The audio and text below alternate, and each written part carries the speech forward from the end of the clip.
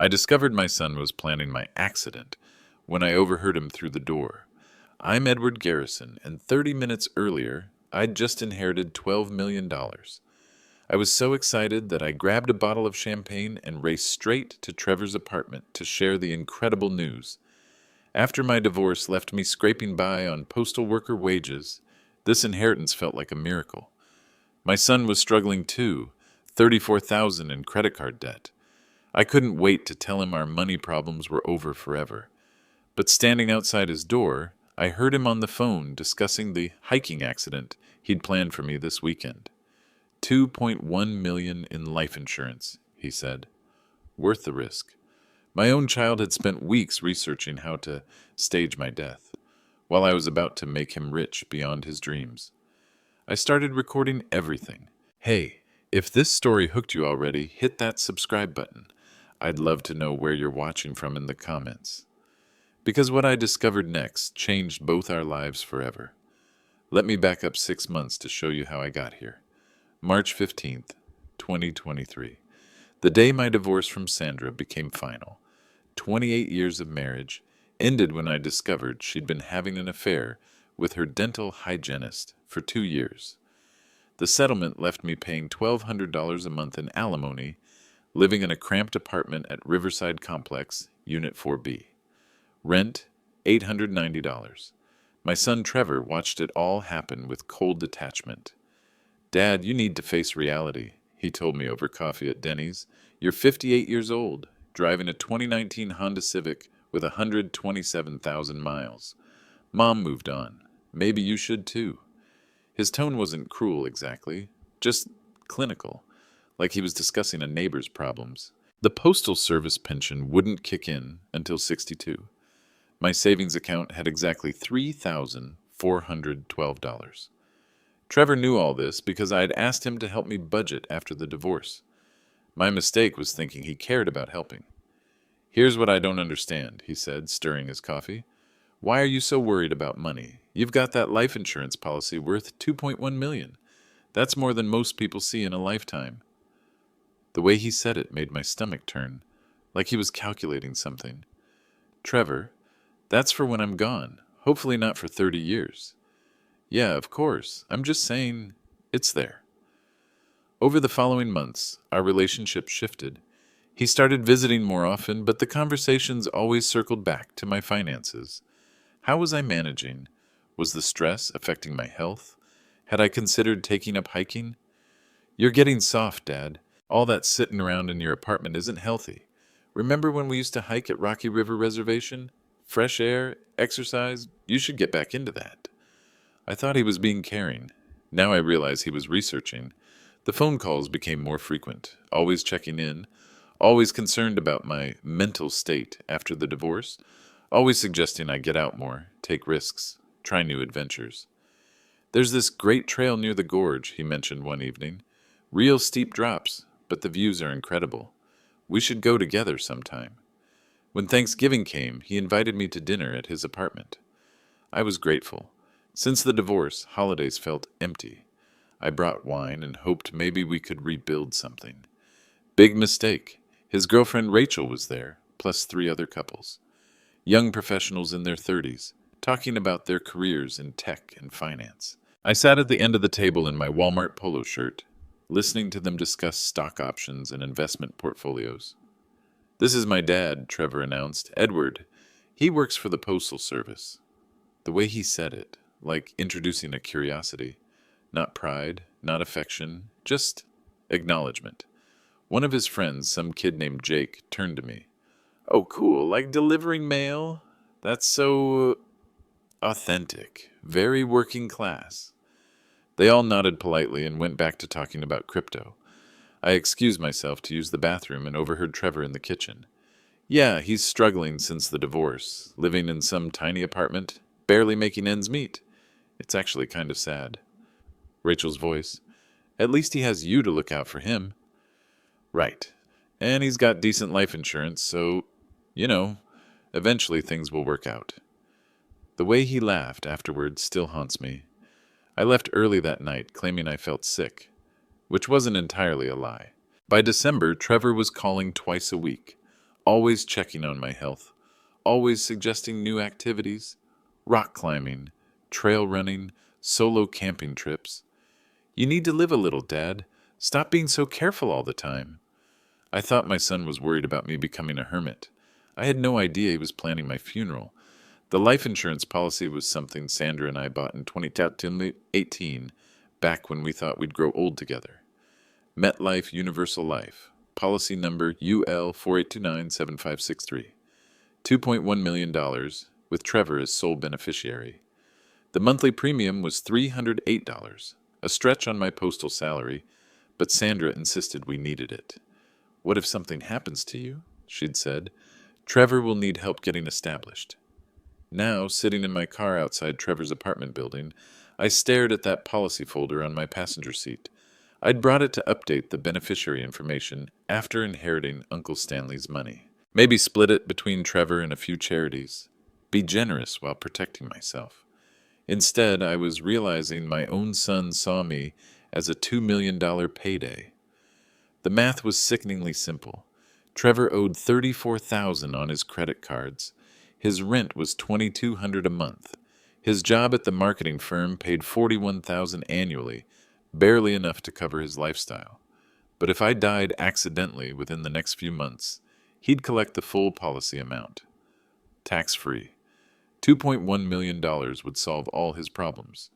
And from what I'd just overheard through his apartment door, he'd already figured out how to make it happen. The hiking thing is perfect, I'd heard him tell someone on the phone. He's getting back into it anyway. Rocky River Gorge has plenty of spots where someone could slip, especially this time of year with all the ice. My hands were shaking as I pulled out my Nokia flip phone, the old model Trevor always mocked me for keeping. But tonight, that outdated phone might save my life. It had a voice recording app. I scrolled through my contacts to Uncle Stanley's attorney, Benjamin Cross. The call I'd received that afternoon about the inheritance suddenly felt like a lifeline. Stanley had owned 47 commercial buildings across Ohio.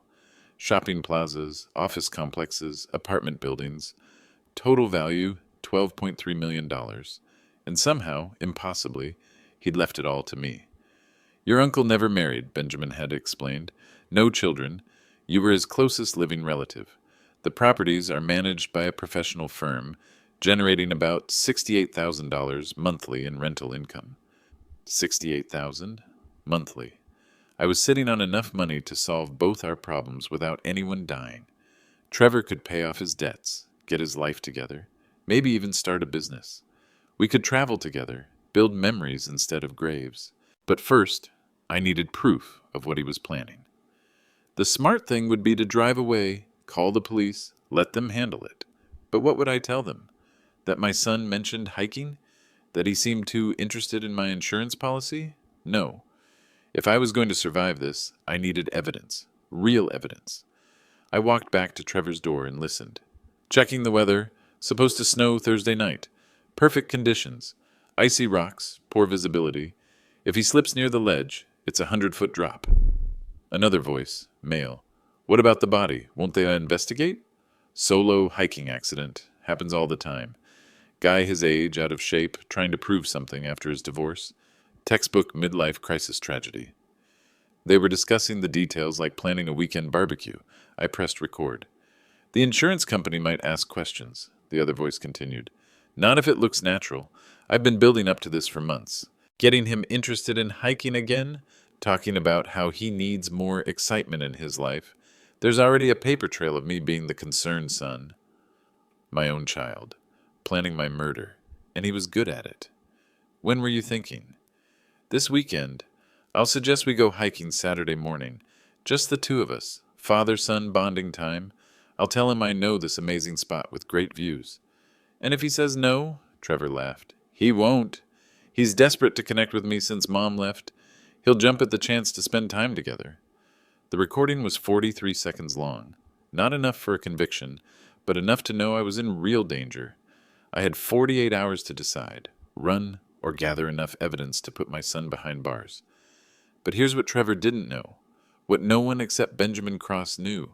I wasn't just his broke, desperate father anymore. I was worth $12.3 million. And unlike my son, I wasn't planning anyone's death to get what I wanted. I didn't sleep that night. Instead, I sat in my apartment researching everything. Trevor's credit card statements. He'd given me access during my budgeting help phase. His social media posts, his recent Google searches, which I could see because he'd logged into Gmail on my computer last month. The picture that emerged was terrifying. Trevor had been planning this for at least 6 weeks. His browser history showed searches for hiking accident statistics Ohio, life insurance investigation process, and Rocky River Gorge trail conditions. He'd even researched how long it takes for insurance companies to pay out accidental death claims. 21 to 45 days, depending on the investigation. He'd thought of everything. Friday morning, exactly as predicted, he called. "Hey, Dad, you busy this weekend? I was thinking we could finally do that hike we talked about. Weather's supposed to be perfect, crisp and clear." I checked the forecast. Snow and ice predicted for Saturday night. "That sounds great, Trevor. Where did you have in mind?" "This amazing spot near Rocky River. I found it online. Incredible views of the gorge. Real adventure stuff, you know? The kind of thing Mom always said you were too scared to try." Even in planning my murder, he couldn't resist the manipulation. "What time?" "Early. 7 a.m. I'll pick you up. Wear good boots. Some of the trail is pretty steep." My recorder was running, every word captured. "Trevor, I'm excited. This'll be good for us." "Absolutely. Father-son time. Long overdue." After hanging up, I called in sick to work. I had investigating to do. First stop, Benjamin Cross's office downtown. I needed to understand exactly what I had inherited. "Mr. Garrison, I'm surprised to see you so soon. I thought you'd need time to process the inheritance." "I need to know everything. Property locations, income statements, legal protections, all of it." Benjamin pulled out a thick folder. "Your uncle was very thorough. Here's the complete portfolio." The list was staggering. The Lakewood Shopping Plaza alone was worth $3.2 million. There were apartment complexes in Akron, office buildings in Toledo, even a small hotel in Sandusky. What about liquid assets?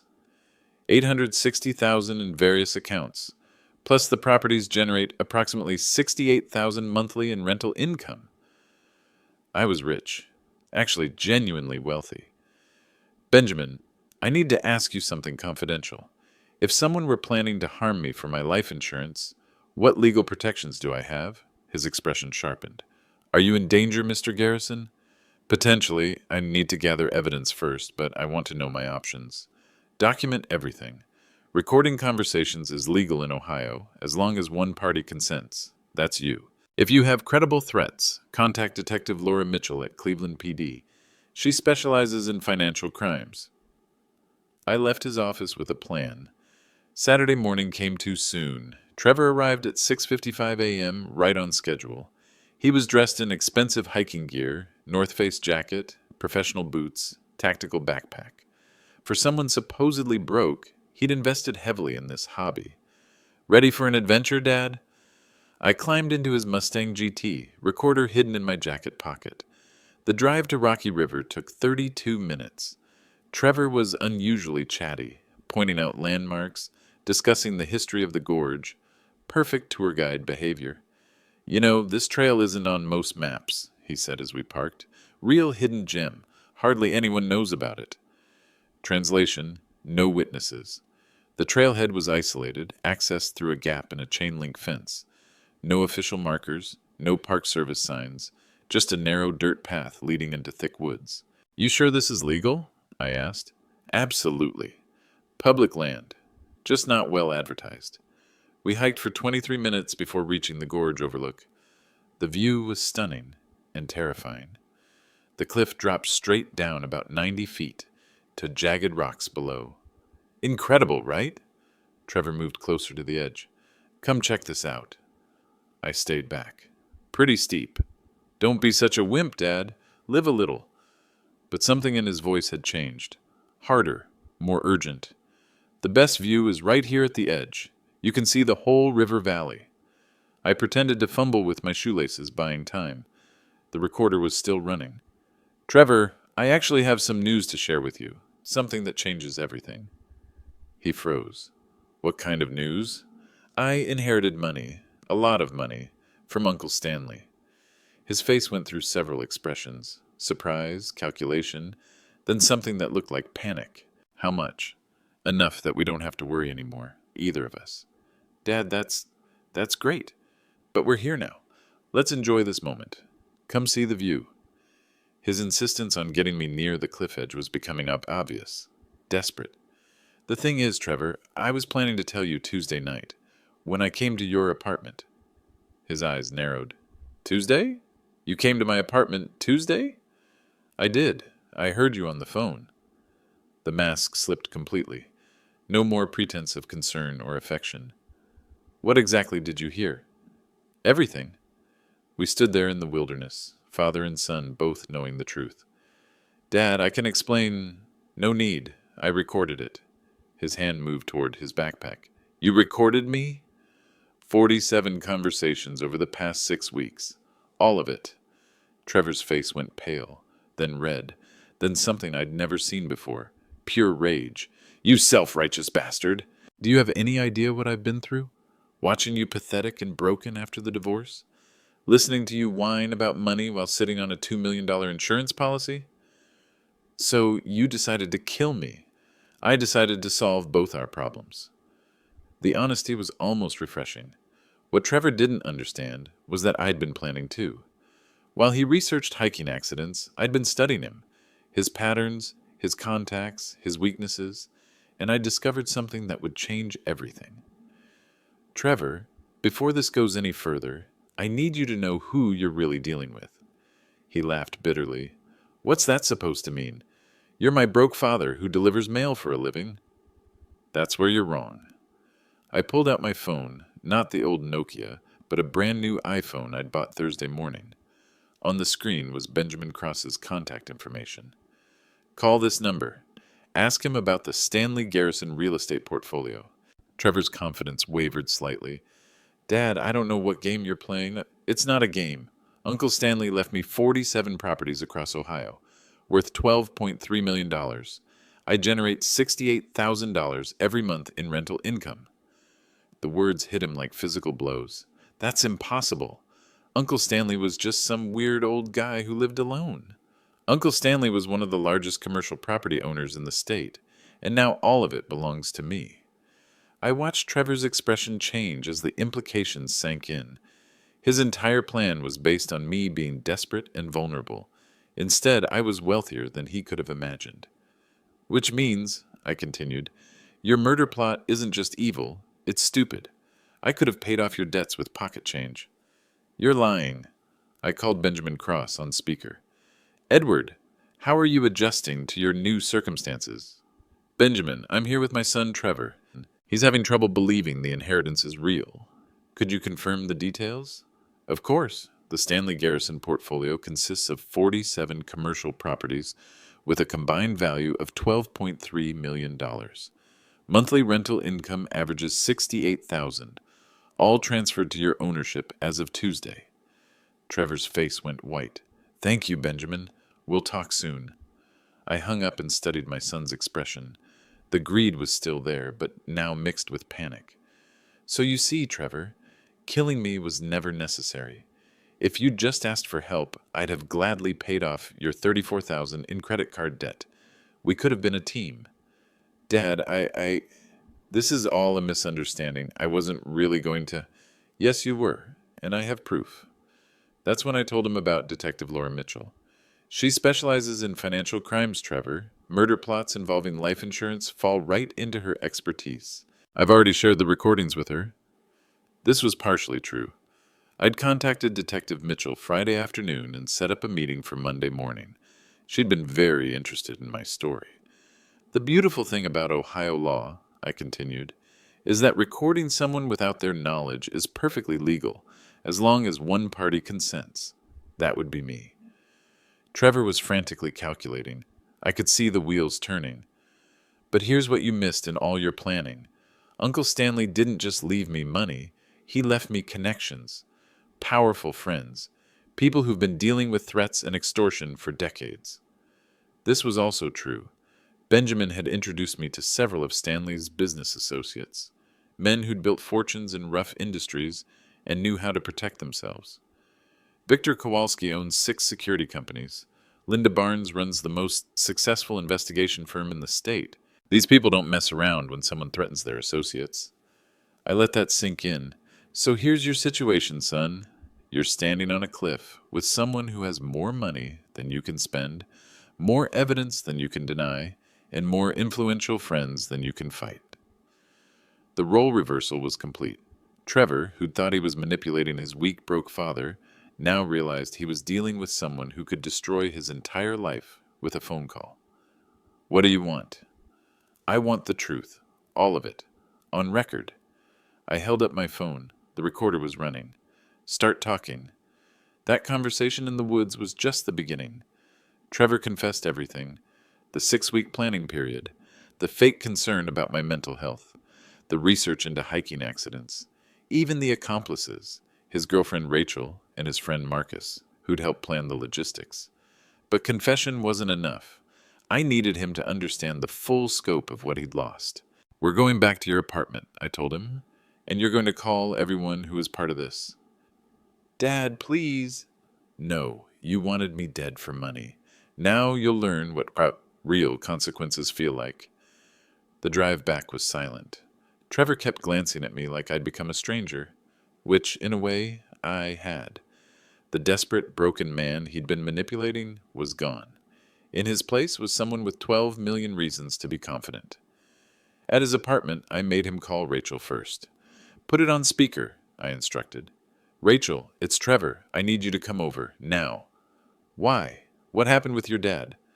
Trevor looked at me. I nodded for him to continue. Just come over, and bring Marcus. And 20 minutes later, they arrived. Rachel was a pretty blonde who worked in social media marketing. Marcus was Trevor's college roommate, now doing something in finance. Both had that casual confidence of young professionals who'd never faced real consequences. Trevor, you look terrible, Rachel said. Did something happen on the hike? Sit down, I said, both of you. They looked confused. In their muppums, I was still the pathetic divorced father they'd met at Thanksgiving. My name is Edward Garrison, Trevor's father, and I have some questions for you both. I pulled out my phone and started playing the recordings. Trevor's voice. The hiking thing is perfect. He's getting back into it anyway. Rocky River Gorge has plenty of spots where someone could slip. Rachel's face went pale. Marcus's voice. What about the body? Won't they investigate? Marcus started to stand up. I don't know what this is, but... Sit down, I said quietly. We're not done. The recording continued, their voices, casual and cold, discussing the best way to stage my death. Rachel's suggestions about creating a social media trail of me being adventurous before the accident. Marcus's advice about insurance investigation timelines. When the recording finished, the room was silent. So, I said, you 3 spent weeks planning my murder for a $2 million insurance payout. Rachel started crying. Mr. Garrison, we weren't seriously going to... Yes, you were.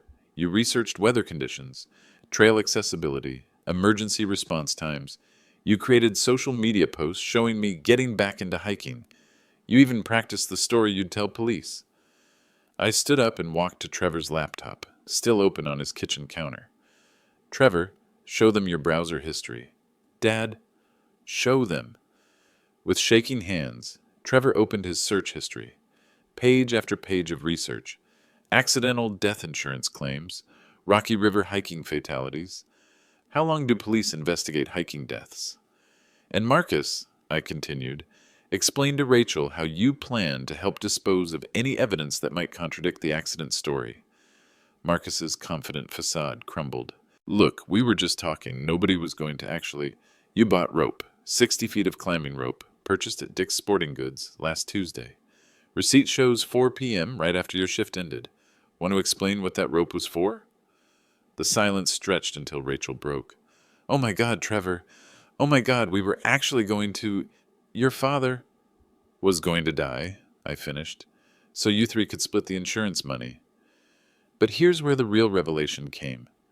What you didn't know, what Trevor couldn't have known when he started this plan, is that I inherited $12.3 million from my uncle on Tuesday. I let that number hang in the air. 12.3 million. Rachel's eyes went wide. But Trevor said you were broke, living paycheck to paycheck. I was, until Tuesday afternoon at 3:47 p.m. when I got the call about Uncle Stanley's real estate empire. I pulled out the inheritance documents Benjamin had given me. Property deeds, bank statements, rental income reports. Spread them across Trevor's coffee table like playing cards. Lakewood Shopping Plaza, 3.2 million. The Riverside apartment complex where I live, I own it now, along with 46 other properties. Marcus grabbed one of the documents. This is real? Monthly rental income, $68,000. Annual gross income, approximately $800,000. Trevor slumped in his chair. Dad, if you'd known, you might have tried to manipulate me for the inheritance instead of killing me for the insurance. But that's not better, Trevor. That's just a different kind of evil. I gathered the documents and put them away. The three of you spent weeks planning to murder a man for $2 million, while that man was actually worth 6 times as much and would have gladly helped solve your problems. The irony was devastating. Trevor owed $34,000 on credit cards. Rachel was struggling with student loans. Marcus wanted to start his own business but couldn't get funding. I could have solved all their problems with a single check. But instead of asking for help, I continued, you decided I was worth more dead than alive. Rachel was sobbing openly now. Mr. Garrison, please. We never wanted to hurt you. It was just, we were desperate. So you planned my murder? It wasn't supposed to be real. We were just exploring options. I played another recording, this one from Thursday night. Marcus's voice. We need to be smart about this. Make sure there's no evidence linking us to the scene. Trevor goes hiking alone with his dad. Tragic accident. We're nowhere near the place. Rachel's voice. And afterwards, Trevor's the grieving son. Gets sympathy and money. Trevor's voice. 2.1 million, split 3 ways, 700,000 each. When it finished, Rachel wasn't crying anymore. She was staring at Trevor with horror. You were going to split the money? You told me this was just talk, just fantasy. Rachel, you were actually going to kill your father and give me blood money. The group was fracturing exactly as I'd hoped. When people face real consequences, alliances crumble fast. Here's what's going to happen, I announced.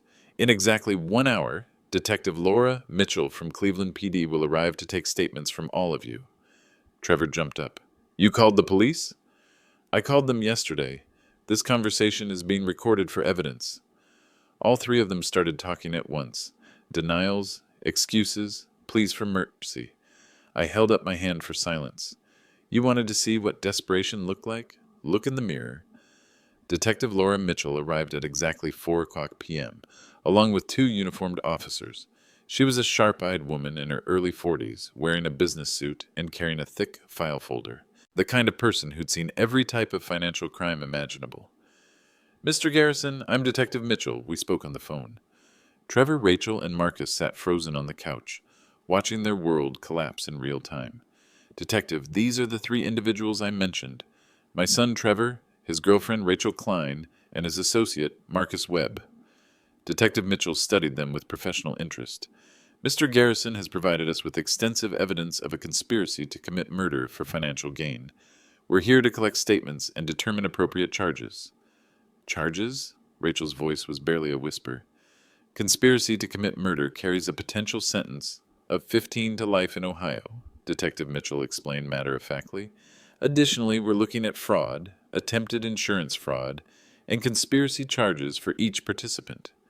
Marcus tried to stand. One of the officers gestured for him to remain seated.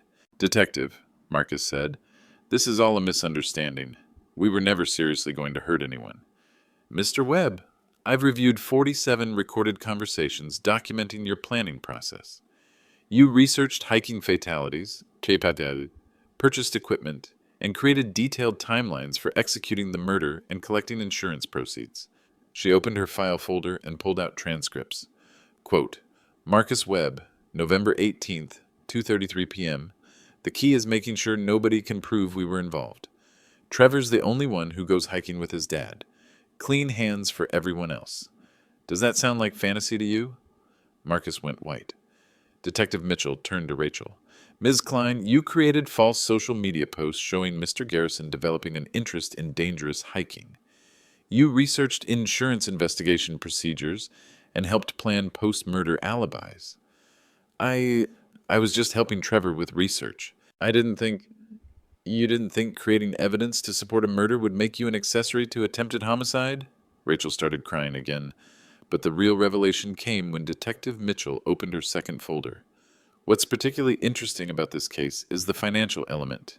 Mr. Garrison, would you explain to the suspects what they actually planned to steal? This was my moment. The complete status reversal I'd been building toward. Certainly, Detective. On Tuesday, October 8th, at 3:47 p.m., I inherited the Stanley Garrison real estate portfolio from my deceased uncle. I stood up and walked to Trevor's dining table, spreading out the property documents like evidence exhibits. 47 commercial properties across Ohio, total appraised value $12.3 million. Trevor's mouth fell open. Even after our confrontation at the gorge, seeing the official documents made it real. Monthly rental income averages $68,000.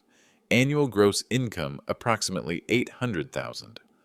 Detective Mitchell nodded. So, while planning to murder Mr. Garrison for a $2 million insurance payout, you were actually targeting someone worth 6 times that amount. More than that, I continued. If Trevor had simply asked for help with his $34,000 in credit card debt, I could have solved his problems with pocket change. I pulled out my new checkbook, the one connected to my estate account. This account currently holds $860,000 in liquid assets. I could have written a check for all 3 of your debts, combined without affecting my budget. Marcus was staring at the documents in shock. $12 million? You're worth $12 million? As of Tuesday, yes? Rachel looked at Trevor with naked horror. You were going to kill your millionaire father for insurance money? I didn't know, Trevor shouted. How was I supposed to know about Uncle Stanley?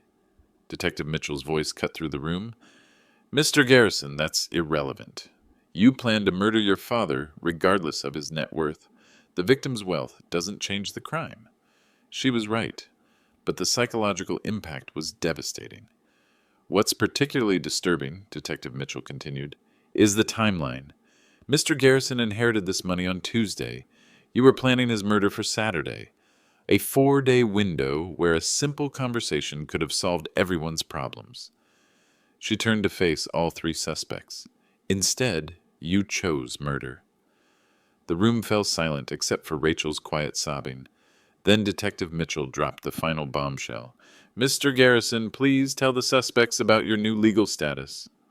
I smiled. This was the part I'd been saving. As of yesterday, I'm no longer just a private citizen with a complaint. I'm now a major property owner with substantial holdings across Ohio, which means attempted murder against me isn't just a local crime. It's an attack on significant business interests. Detective Mitchell nodded. The FBI has taken an interest in this case. Financial crimes involving real estate holdings of this magnitude fall under federal jurisdiction. Trevor's face went ashen. Federal? What does that mean? It means, Detective Mitchell explained, that instead of facing state charges carrying 15 to life, you're now looking at federal conspiracy charges, which carry mandatory minimums and no possibility of parole. I watched my son absorb this information. The desperation in his eyes was complete now. But here's the truly ironic part, I continued. Uncle Stanley built his fortune specifically because he survived attempts on his life early in his career. He understood that wealth makes you a target. I pulled out one more document, Uncle Stanley's personal letter, which Benjamin Cross had given me along with the inheritance papers. Stanley left specific instructions for protecting family members who inherited his estate, including a private security firm and a legal team specializing in threats against high net worth individuals. Detective Mitchell smiled grimly. Mr. Garrison's new attorneys include the former Ohio Attorney General and 2 federal prosecutors. His security team has 40 years of experience protecting business executives from family members who see them as financial opportunities. The power shift was complete. Trevor had started this week seeing me as a broken, vulnerable target worth $2 million dead. Now he was facing federal charges for threatening a multimillionaire protected by some of the most powerful legal and security professionals in the state. Trevor, I said quietly, you asked me Tuesday night what kind of news I had. This is it. Your broke, pathetic father became a major businessman overnight, and your response was to plan his murder. Rachel looked at Trevor with disgust. We could have been set for life, all of us, just by asking. Instead, Marcus said bitterly, we're going to prison. Detective Mitchell closed her folders. Mr. Garrison, we have everything we need for the arrests. Are you prepared to proceed with pressing charges? I looked at my son one final time. The boy I'd raised, taught to ride a bike, helped with homework, the young man who'd grown into someone capable of planning his father's murder for money.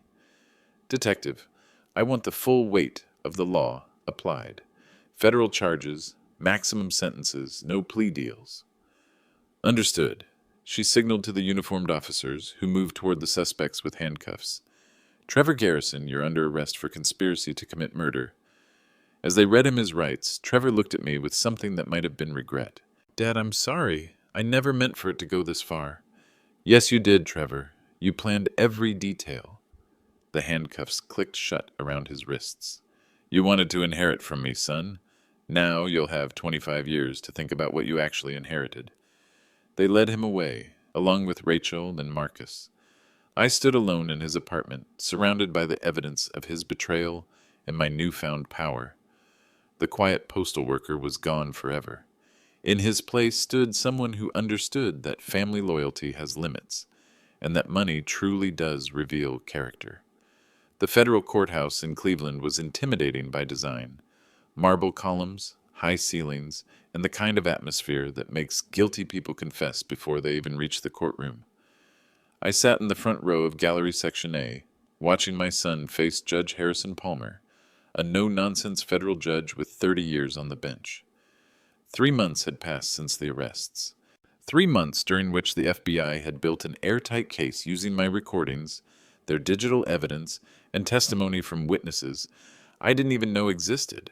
Turns out Trevor had been sloppy. His Google searches were documented. His credit card purchases were tracked. Even his conversations with Rachel and Marcus had been captured by his own smart home devices.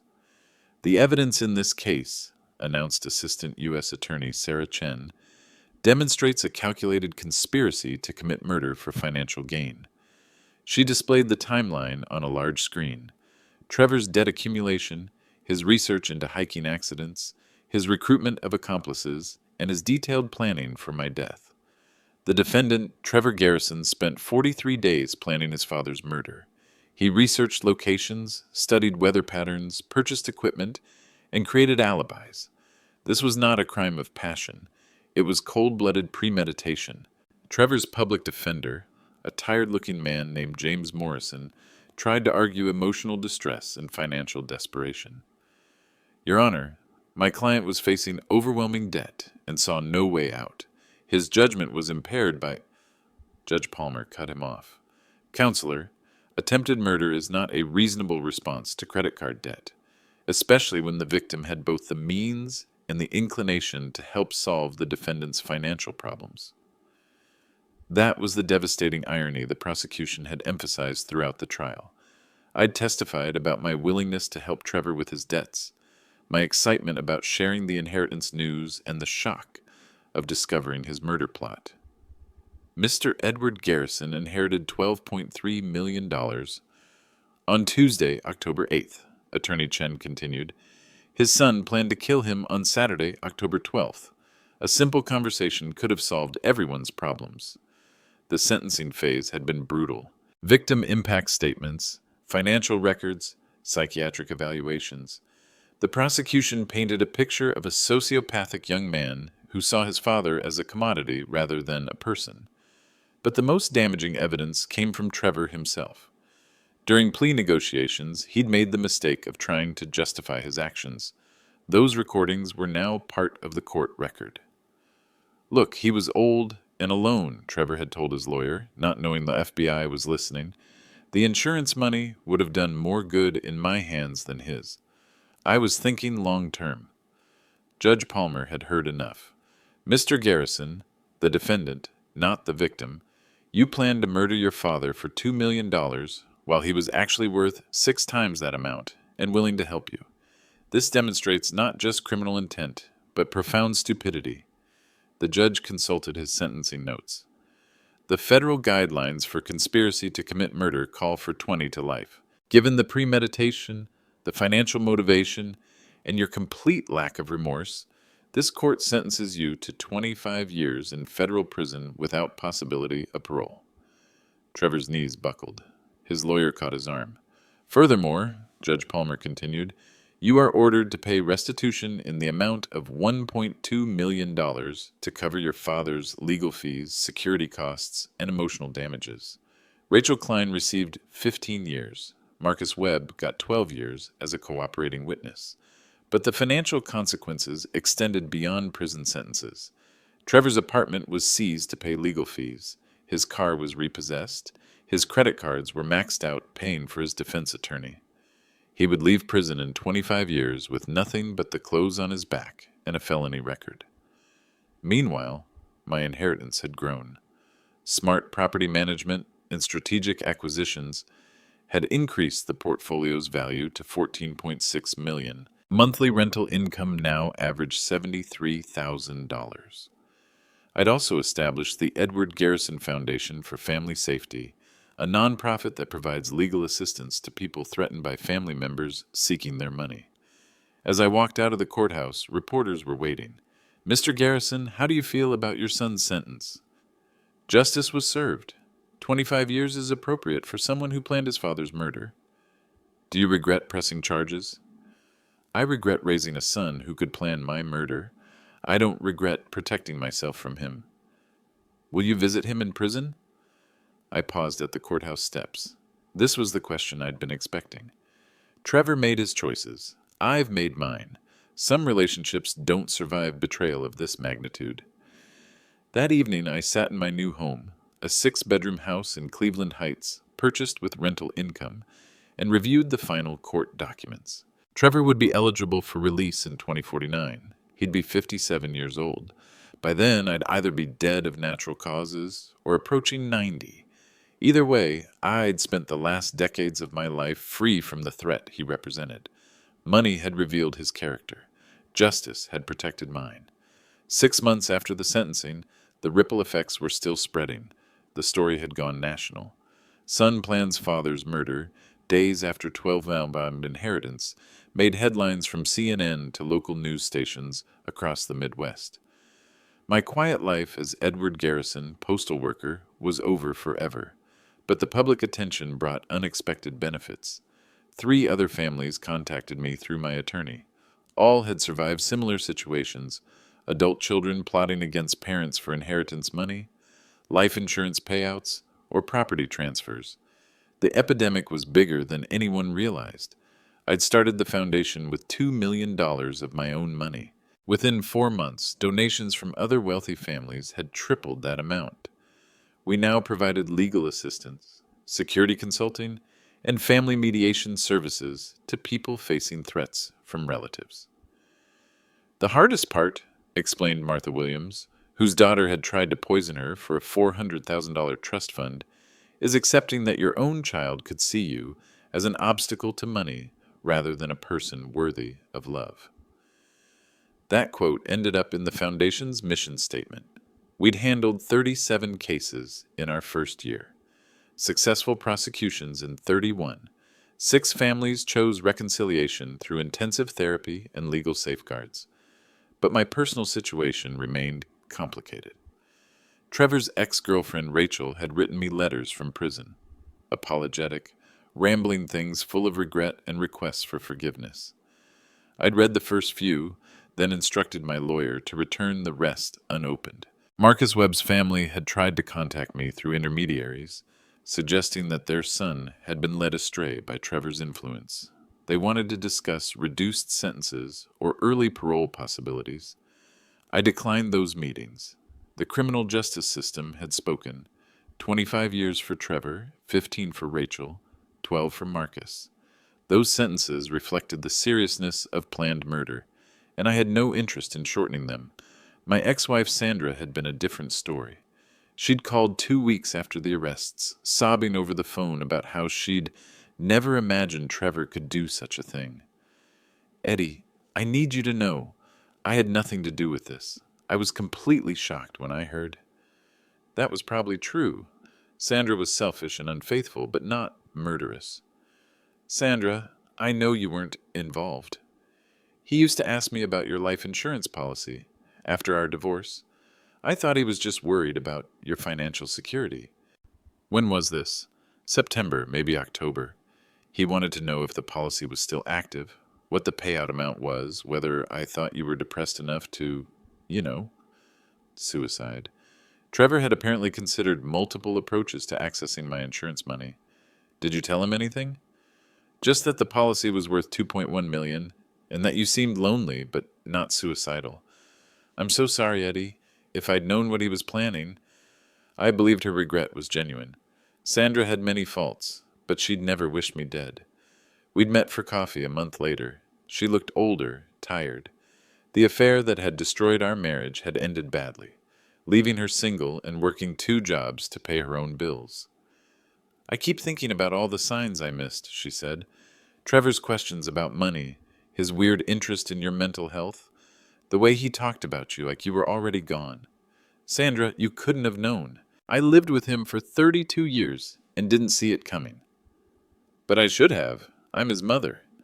That conversation had been strangely healing, not because we'd reconciled, too much had been broken for that, but because it confirmed that Trevor's evil was his alone.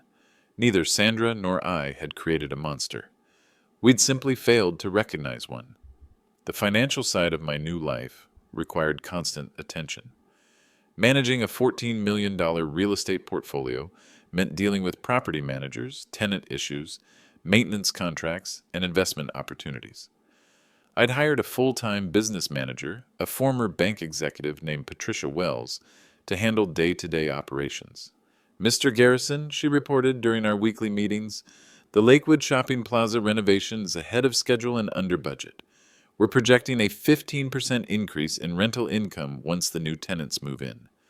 The money kept growing. Smart reinvestment had pushed monthly income to $78,000. I was earning more in a month than I used to make in 2 years. But wealth brought complications beyond Trevor's betrayal. Distant relatives I'd forgotten existed started contacting me. High school classmates I hadn't spoken to in decades suddenly wanted to reconnect. Investment advisors, charity representatives, and business partners appeared regularly with opportunities that would benefit us both. Uncle Stanley's old business associates had warned me about this. Money makes you a target, Victor Kowalski had explained, not just from criminals, but from anyone who thinks they deserve a piece of what you have. I'd learned to be ruthless about boundaries. No loans to family members or friends, no investment partnerships with people I hadn't thoroughly vetted, no donations to causes I hadn't researched personally. The foundation was my only philanthropic commitment, and it served a purpose beyond charity. It protected other people from the betrayal I'd experienced. My social life had changed completely. The working-class friends from the Postal Service didn't know how to relate to a multimillionaire. The wealthy business associates I now met through property management didn't share my background or values. I'd found a middle ground in the Foundation's support groups, people who understood what it meant to be betrayed by family members motivated by money. The hardest lesson, I'd told a recent group, is that some relationships can't survive certain truths. When someone shows you they value your death more than your life, you have to believe them. But I'd also discovered unexpected freedoms. No more worrying about retirement savings, no more anxiety about medical bills or car repairs, no more feeling dependent on anyone for financial security. At 58, I was wealthy, independent, and completely self-sufficient. Trevor had tried to kill me for money. Instead, he'd freed me to live exactly as I chose. 1 year later, I stood in my new office overlooking the Lakewood Shopping Plaza, the first property Uncle Stanley had ever bought, and now the headquarters of the Edward Garrison Foundation. The view from the 15th floor was spectacular. I could see Lake Erie in the distance, the Cleveland skyline, and the suburban communities where 47 of my properties generated income that would last several lifetimes. But the real view was backward, toward the man I used to be. 12 months ago, I was Edward Garrison, divorced postal worker, living in a cramped apartment and struggling to pay bills. Someone whose own son saw him as worth more dead than alive. Today, I was Edward Garrison, businessman and philanthropist, with enough money to solve problems I'd never imagined having and enough influence to protect people from threats I'd learned were surprisingly common. The foundation had helped 83 families in its first year. We'd prevented 4 murders, stopped 2 inheritance frauds, and provided security for dozens of wealthy individuals, threatened by relatives who'd confused love with greed. My personal boundaries had become ironclad. No contact with Trevor, Rachel, or Marcus. No communication with their families or representatives. No consideration of early parole or reduced sentences. Some bridges, once burned, should stay that way. I'd learned to spot the warning signs others missed. Adult children who asked too many questions about inheritance plans, relatives who showed sudden concern for elderly family members' safety, anyone who suggested life insurance as a family financial strategy. Money truly does reveal character, but wealth also provides the resources to protect yourself from the character it reveals. My phone buzzed with a text from Patricia Wells. The quarterly property report showed continued growth. Monthly income had reached $82,000, and property values were up another 8%. I could afford anything I wanted now, but what I wanted was simple: the security of knowing that no one could threaten me for money ever again. Trevor would be released from federal prison in 2049, assuming good behavior. By then, I'd be approaching 90 or already gone. Either way, the foundation would continue protecting families from the kind of betrayal I'd survived. That felt like the right kind of legacy. If you've faced betrayal by family members motivated by money, I'd love to hear your thoughts in the comments. Sometimes sharing these stories helps others recognize the warning signs before it's too late. Money changes everything. But character reveals everything, and sometimes that revelation saves your life.